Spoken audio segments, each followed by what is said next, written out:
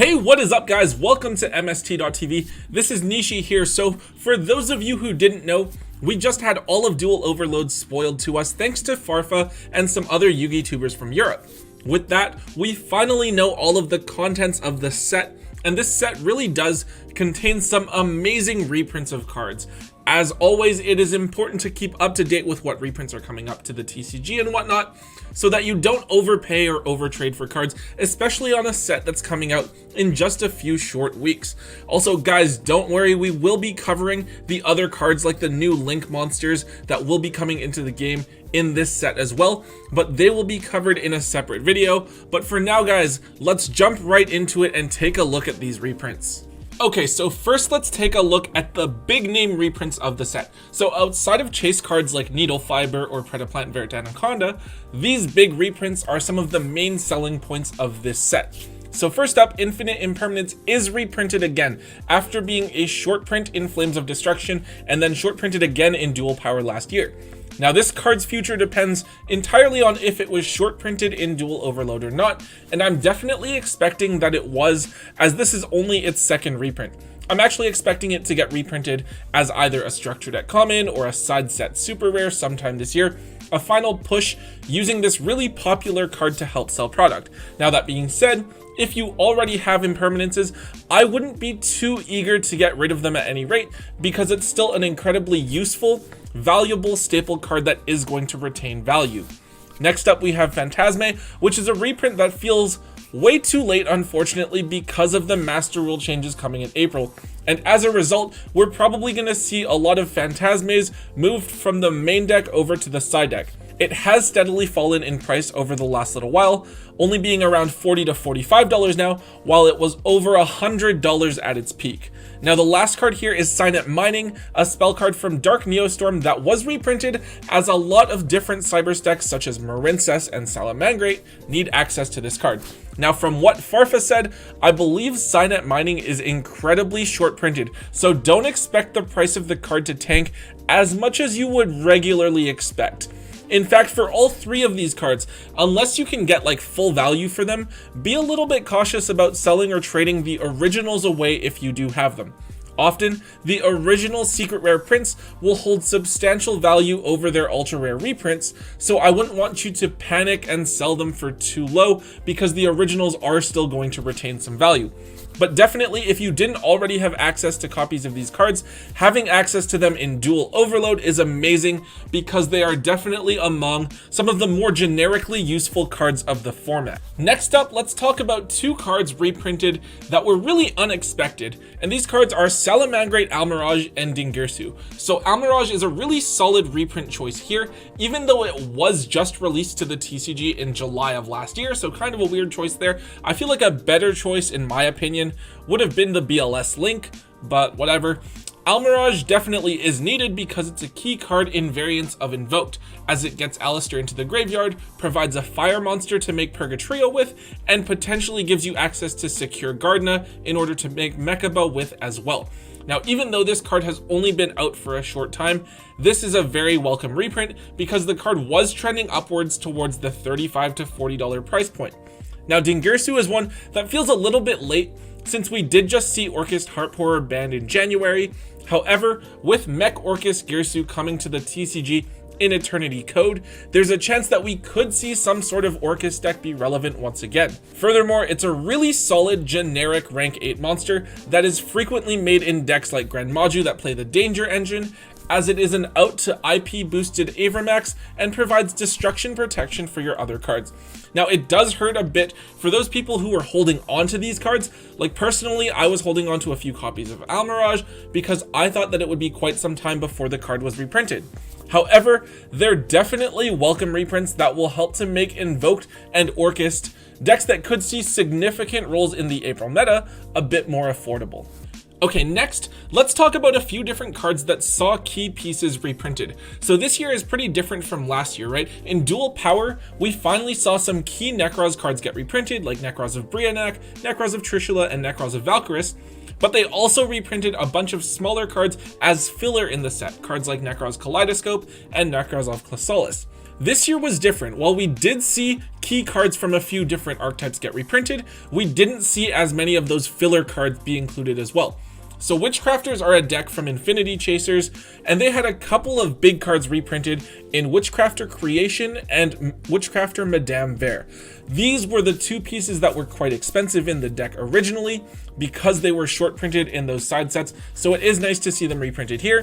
For Magical Muskets, a deck that has seen the occasional top here and there, Caspar and Starfire were originally short printed in Spirit Warriors. However, we finally have these two cards reprinted now and much more widely available, so people will finally be able to pick up and play that deck. And then finally, we have Madolche. Magellan has needed a reprint for like 8 years or something, but it finally has its reprint now in 2020. Chocolat a la Mode is another Madolche card that has been waiting for a reprint for several years that finally got one in Duel Overload. So all in all, these reprints are really solid. I think that reprinting these expensive cards is a great way to encourage people to try picking up and playing these different decks.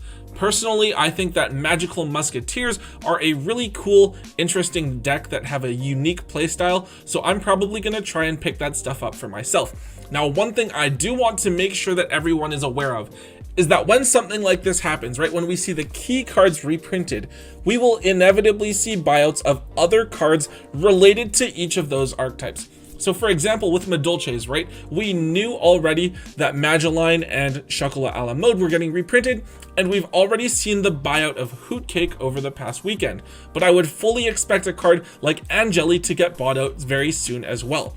And then even with a deck like Magical Musketeers, even though there's nothing else super expensive or old in the deck that's necessarily hard to get, I would look at key cards for the deck, cards like Magical Musketeer Max and Cross Domination that vendors are inevitably going to target for buyouts. And I would get your playsets of these cards now if you're going to want to play these decks when Duel Overload does come out. Next up, there are a few other cards for a few other archetypes, but these are really just like one of cards, right? So Double Evolution Pill is included in this set as a key card for dinosaurs that is a couple of years old. Now this is kind of like that one expensive piece for the dinosaur deck, as most of the other cards were available in the Dino Structure deck, and that product is actually getting reprinted as well. Cyber Emergency is a card that a lot of people have been asking for recently as a key card for Cyber Dragons. People have been calling for a reprint for it for a while, and with the new Master Rule changes coming, it might actually be a really solid strategy with a lot of rogue OTK potential, even though we did see its ability to abuse Mega Fleet somewhat diminished with the upcoming Master Rule. And finally guys, Golden Castle of Stromberg went from being kind of useless to seeing a huge spike when Gren Maju topped out of nowhere with this card, and as a short print from Battles of Legend, this card stayed relatively high. Gren Maju being such a popular fan favorite deck, it's definitely a good thing to see the card reprinted to allow players to try out this really popular deck without having to spend $60 for a playset of the field spell. So the rest of the reprints we're going to kind of gloss over here. Here we're taking a look at a few cards that were starting to get up there in terms of price simply due to not being reprinted for quite some time. The Last Warrior from Another Planet hasn't been reprinted since one of those Dark Beginning sets, and people considered it as a monster to bring off with the effect of Waking the Dragon, causing it to stay a little bit pricey. So this is making it a bit more of a budget option for those people who are siding to counter Lightning Storm, and it's also a really good reprint for those of you who play GOAT format. Hysteric Sign has only 2 printings, but it is a key card for Harpies. Now with Harpies being a somewhat popular deck as they are from the first season of the Yu-Gi-Oh! TV show, we would expect to see different Harpy cards steadily climb up in price as fans of the show want to pick up the deck and quantities disappear off of the market. Scrap Orthros has jumped a bit ever since we saw Johnny Nguyen top that one time with Scraps, even though we haven't seen the deck do anything since then, even though the Scrap engine kind of did see play in Orchest for a while. Because Scrap Orthros only had the 1 secret rare printing, it was an unnecessarily expensive card, so this helps to curb that. Saurvis the Ancient and Ascended actually also only has one printing, but we've seen it see some play, and it acts as kind of like an anti-effect Veiler or anti-infinite impermanence type card. If we do see a format where Veiler starts seeing a lot of play again and effect negation is really important, Saurvis could definitely be a really important card, so seeing this card reprinted here is a good thing, and I would recommend grabbing your copies soon. Number 27, Dreadnought Dreadnoid, is a card that people looked at going into under the new Master Rule, hoping that it might be abusable as you didn't need to leave a zone open for it to resolve its effect into.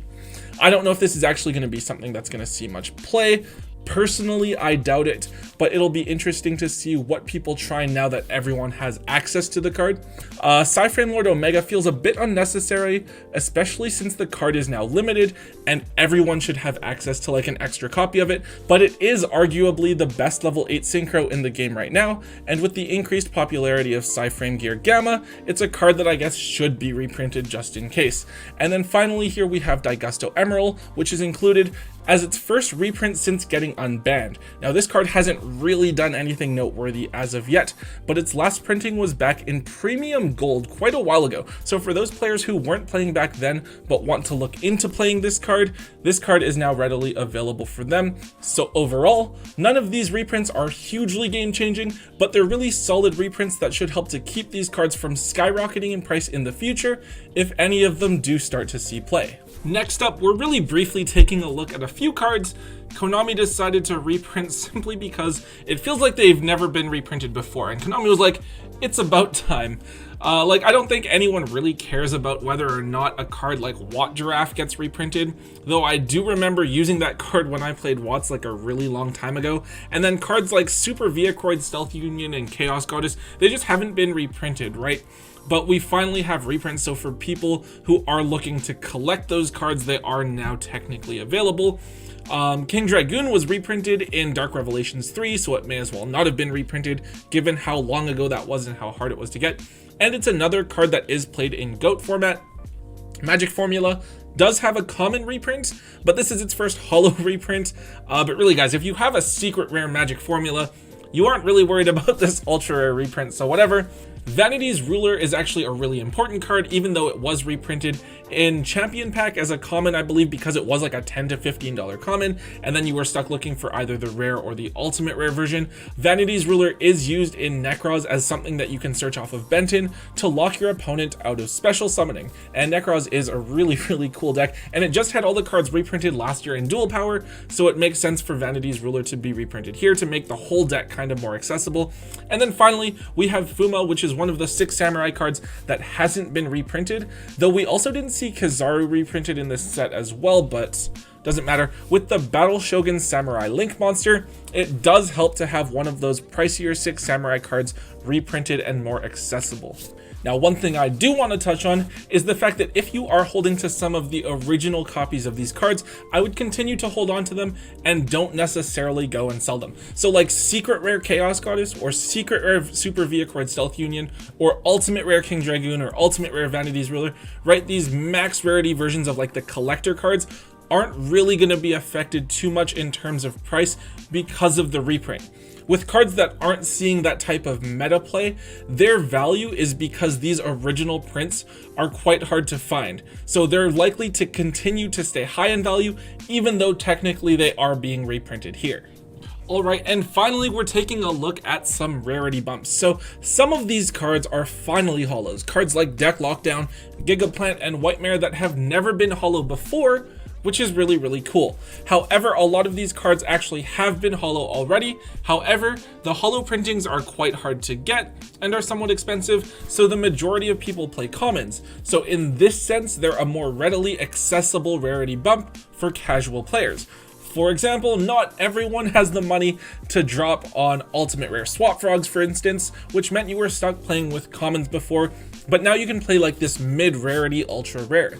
Even something like Terraforming, which has an ultimate rare, secret rare, and super rare printings and is limited, you are looking at over $5 for like a single copy, whereas you'll now be able to grab your holo copies for quite cheap, probably under $1 realistically. So overall, I would expect all of these cards to be fairly bulky. If you had common versions before, they're probably not going to be worth too much now, if anything, because you now have the holo printings available, and the holo printings will actually be fairly cheap.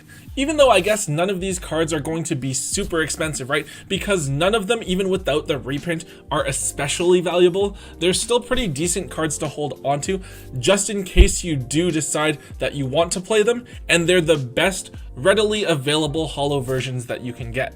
Alright guys, that is it for this video. I hope that you're all as excited for Duel Overload as I am. There are so many reprints that are amazing, and a lot of really cool link monsters that I'm really looking forward to using and seeing how they shape up the TCG meta. Stay tuned for videos over the next couple of weeks as well. We're definitely going to do some sort of breakdown of all the link monsters in the set. I do have a couple of ideas in mind while Thomas is planning for his wedding. And I'm also going to be providing you guys with my recommendations for cards to pick up from the set as soon as we see some case ratios, so do stay tuned for that. Anyways guys, if you enjoyed this video, please be sure to hit that thumbs up button for me. Let me know in the comment section down below as well what cards you guys are looking to pick up from Duel Overload, what cards you guys are excited to see, or how much product you yourselves will be opening. And as always guys, if you want to see more videos from Tombox and myself every single week, make sure that you hit that subscribe button for all the latest videos. And until next time guys, don't forget to hold on to your MST.TV.